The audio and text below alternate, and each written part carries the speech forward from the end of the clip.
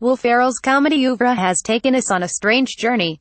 With as many hits as misses on his resume over the years, he was still once thought of as a dependable presence in otherwise absurd s. He thrived at a time when overlong, improvised Apatowera comedies were king, but his star has waned somewhat since that style fell out of favor.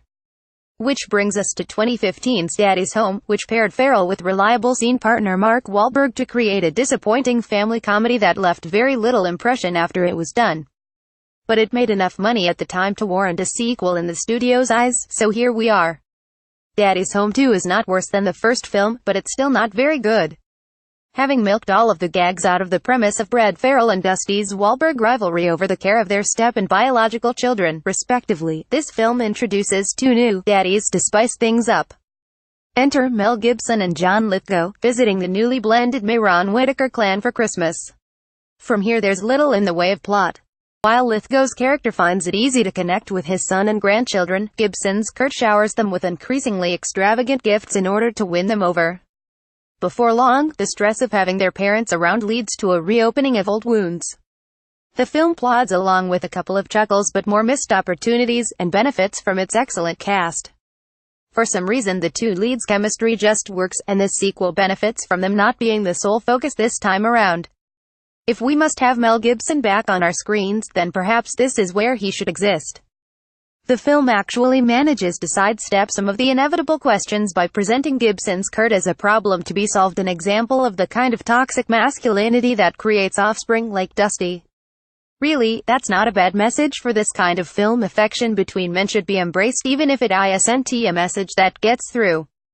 In general, the film's tone is its most puzzling aspect, as, though it's being marketed as a family comedy, most of the laughs are designed to appeal to the middle-aged dads in the audience. There's a fair amount of bad language, and even the slapstick delights of seeing Will Ferrell's Brad being hit in the face with things has been ever so slightly scaled back, which isn't saying much.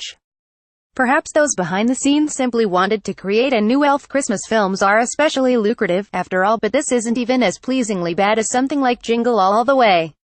For the most part it just kind of exists.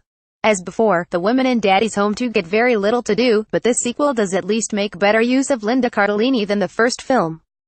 The rivalry between her and Dusty's new wife Karen Alessandra Ambrosio is the film's most boring subplot, but a small mercy is Sarah's liberation from the role of shrew wife. She also gets to be petty and hit in the face with things, which I guess is a version of equality. This is a short film at 98 minutes, but feels much longer. That said, just when you're ready to escape to mulled wine and mince pies, Daddy's Home delivers an ending that's just insane enough to win you over with festive spirit. It's not even slightly original or creative, but a delightful appearance from John Cena, and surprisingly well-earned payoff and commitment to the seasonal setting ties a nice bow on proceedings. Daddy's Home 2 is extremely stupid and equally forgettable, but it's also pleasingly festive fluff with a collection of performers that could make the worst trash able.